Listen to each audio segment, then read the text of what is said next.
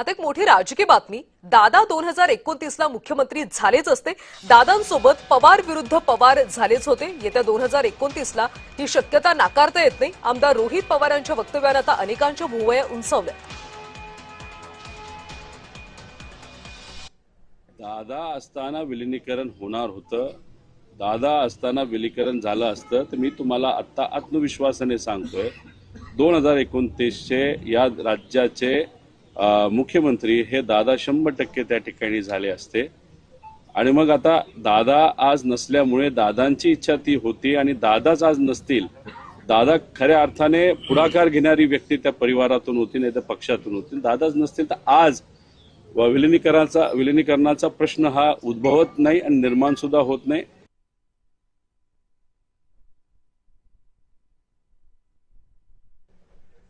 तर दादा 2029 ला मुख्यमंत्री झाले असते असं रोहित पवार यांनी म्हटलं। सध्या दादा नाहीये त्यामुळे विलीनीकरणाचा सध्या विषय येत नाही। येत्या 2029 ला याबाबतची शक्यता नाकारता येत नाही असं रोहित पवार यांनी म्हटलं। रोहित पवारांच्या या विधानामुळे सध्या भुवया उंचावल्याचं पाहायला मिळतं। दादा हे 2029 ला मुख्यमंत्री झालेच असते असं रोहित पवार यांनी म्हटलं।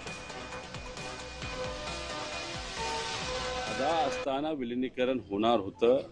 दादा असताना विलीनीकरण झालं असतं तर मी तुम्हाला आता आत्मविश्वासाने सांगतोय 2029 चे या राज्याचे मुख्यमंत्री हे दादा 100% त्या ठिकाणी झाले असते।